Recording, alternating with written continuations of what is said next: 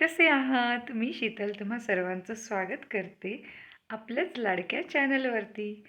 तर आज आम्ही चाललो आहोत काळाराम मंदिरामध्ये रामांचे दर्शन घ्यायला. जय श्रीराम.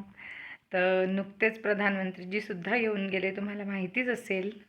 हो, तेच काळाराम मंदिर पाहायला आम्ही आज चाललो आहोत. तर मग आम्ही आधीसुद्धा गेलेलो आहोत, पण मग तेव्हा काय मी ब्लॉग शूट करायची नाही. तर मग आता म्हटलं चॅनलवर आहे तर मग तुम्हालाही घेऊन चलू आणि आमचंही दर्शन होईल. तुम्हालाही दाखवते मी ते मंदिर कसं आहे आतून. तर चला, तर मग आपण सगळे मिळून दर्शनाला जाऊ काळाराम मंदिरामध्ये. भेटते तुम्हाला तिथे. तर आत्ता आपण आलेलो आहोत पंचवटी एरियामध्ये. काळाराम मंदिर तुम्हाला दिसत असेल आणि शेजारीच आहे श्रीराम उद्यान. इथे बसायची वगैरे सोय असेल, तुम्ही जर खूप लांबून येणार असाल तर इथे निवांत बसू शकता. छोटंसं गार्डन त्यांनी केलेलं आहे. आणि आता आपण जाऊया मंदिरात.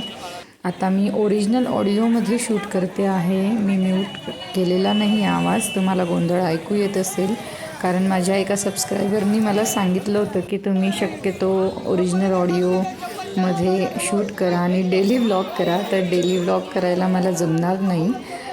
शक्य तितकं मी लवकरात लवकर अपलोड करायचा प्रयत्न करते व्हिडिओ. पण मग त्यांनी सांगितलं होतं की ओरिजिनल ऑडिओमध्ये त्यांना ऐकायचं आहे. मग त्यांची सबस्क्रायबरची फरमाईश आहे, मग मी कसं काय नाही म्हणू शकत. मग मी शक्य तितके ओरिजिनल ऑडिओ तुम्हाला दाखवायचा प्रयत्न करते.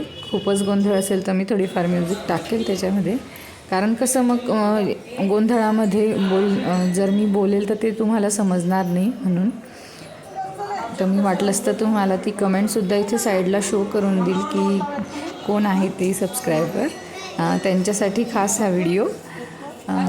आता आपण मंदिरात आलेलो आहोत. तुम्हाला मंदिराचा आजूबाजूचा परिसर दिसत असेल.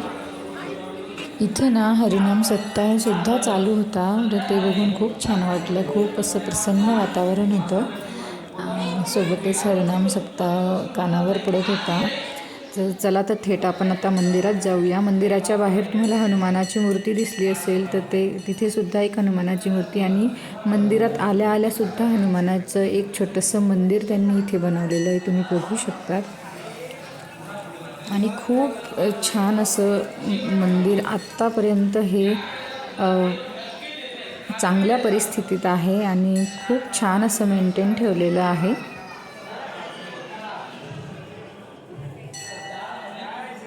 आत्ताच्या मंदिराच्या जागी पूर्वी छोटेसे लाकडी मंदिर होते. सरदार रंगराव ओढेकर यांनी मंदिर बांधले आहे हे, आणि त्यांना बांधण्यासाठी 1780 ते 1792 हा काळ लोटलेला आहे. या काळात हे मंदिर बांधले गेलेले आहे आणि खूप छान असे मंदिर बांधले. ते आत्ताच्या काळानुसार ते खूप असं मॉडर्न पद्धतीने बांधल्यासारखं वाटतं आणि खूप असं वाटतं की आत्ताच बांधलेलं इतकं हे चांगल्या परिस्थितीत आहे.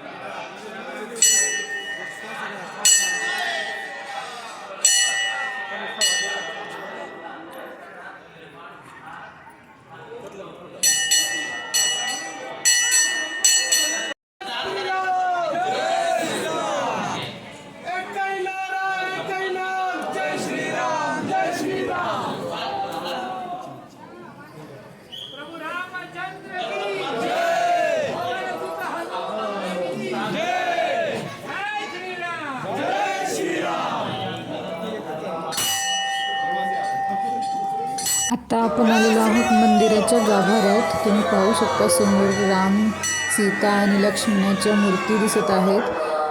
कॅमेरा खूप हलतो आहे कारण इथे खूप गर्दी आहे, उभं राहायला सुद्धा जागा नाही. पण मग मला शक्य तितकं तुम्हाला दाखवता येईल तितकं मी दाखवण्याचा प्रयत्न करेल.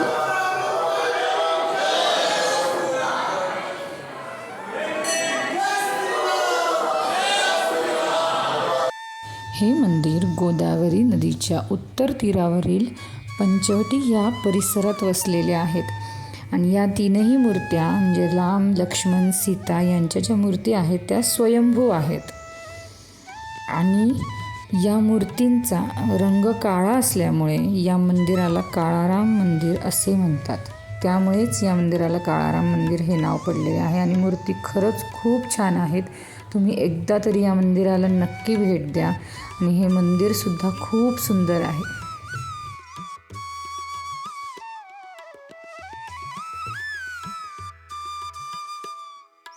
चला तर मग आपण दर्शन घेऊया आणि मी तुम्हाला सुद्धा जवळून दाखवते की या मूर्त्या कशा आहेत. तुमचंसुद्धा जवळून दर्शन होईल या निमित्ताने.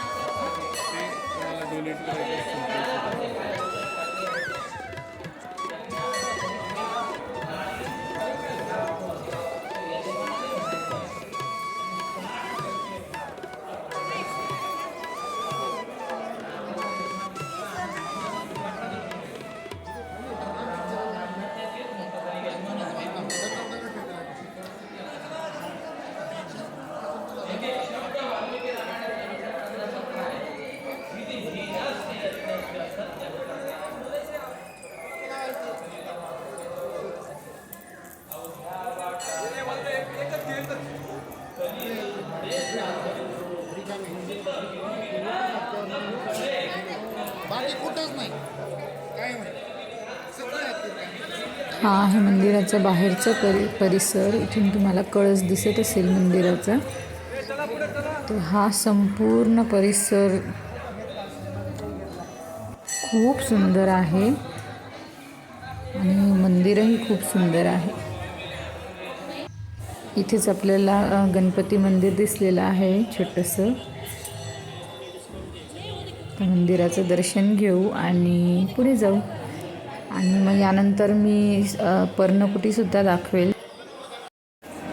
इथे तुम्हाला दिसत असेल की मंदिराच्या समोरच असं हनुमानजींची अशी रूम बनवलेली आहे. तिथे श्रीरामांचं धनुष ठेवलेलं आहे. हनुमानजी तिथे बसलेले आहेत. मला माहीत नाही तुम्हाला दिसतं आहे की नाही, कारण मंदिराचं रिफ्लेक्शन काचेवर पडतं आहे. पण मी शक्य तितकं दाखवण्याचा प्रयत्न करते आहे जवळून. तर हे आहे ती रूम आणि आता पुढे बघू काय आहे ते. इथे पालखी दिसते आहे. मी जवळून तुम्हाला दाखवते. हा पालखीसारखंच काहीतरी दिसत आहे. ते एका गाडीवर त्यांनी ठेवलेलं आहे. पालखी वगैरे निघत असेल, सोहळा होत असेल तेव्हा ही पालखी कदाचित ते वापरत असतील. तर खूप सुंदर असा हा रूम तयार केलेला आहे. खूप छान दिसत होता, पण मग कॅमेरामध्ये शक्यतो येत नाही आहे रिफ्लेक्शनमुळे. पण ठीक आहे, पण ते सुद्धा दाखवण्याचा मी प्रयत्न करेल. आणि हा आहे मंदिराचा कळस आणि हे आहे ते मोठं काळाराम मंदिर. खूप सुंदर मंदिर आहे. एकदा तरी तुम्ही नक्की भेट द्या.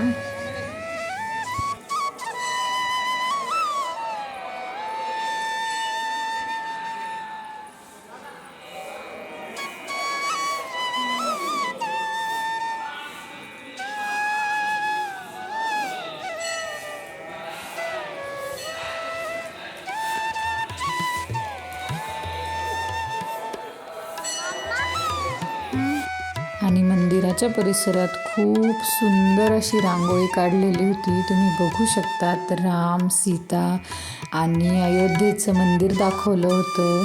आणि राम अयोध्येच्या मंदिराकडे इशारा करत आहे की झालं आपलं मंदिर तयार. खूप छान असा संदेश दिला होता. आणि काळाराम मंदिरसुद्धा इथे काढलेलं होतं. खूप सुंदर रांगोळी होती.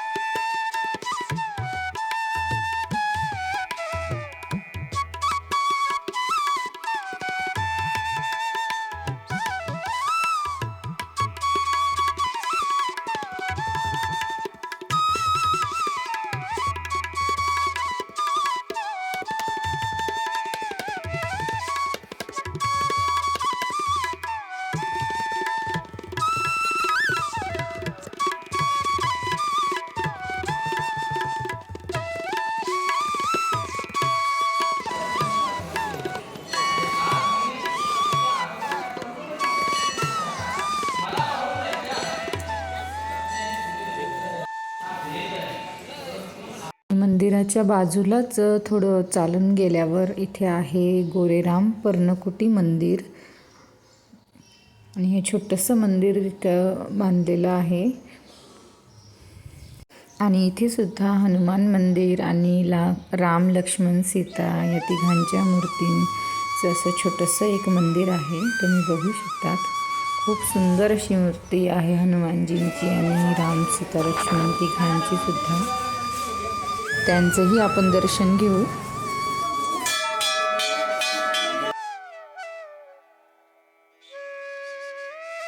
आणि त्याच्या जवळच सीतेचा संसार म्हणून सुद्धा एक ठिकाण होतं. ते सुद्धा मी तुम्हाला दाखवते. इथे फक्त ₹1 द्यायचा पर पर्सन. आणि तुम्ही ते बघू शकता. खूप छोटंसं आहे, पण तिथे खूप गर्दी असल्यामुळे मला पटापट हे क्लिपिंग शूट करावी लागली. म्हणून थोडक्यात मी तेही दाखवण्याचा प्रयत्न केलेला आहे. आणि ते सुद्धा खूप सुंदर होतं. याला सुद्धा तुम्ही नक्की भेट द्या. हे सुद्धा नक्की पहा. खूप छान होतं.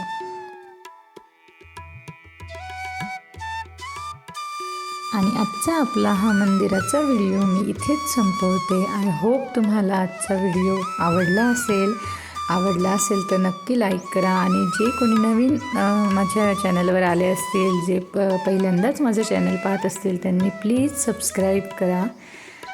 तुम्ही सबस्क्राईब केल्यावर मला अजून उत्साह येतो नवीन नवीन गोष्टी दाखवण्याचा, एक्सप्लोअर करण्याचा.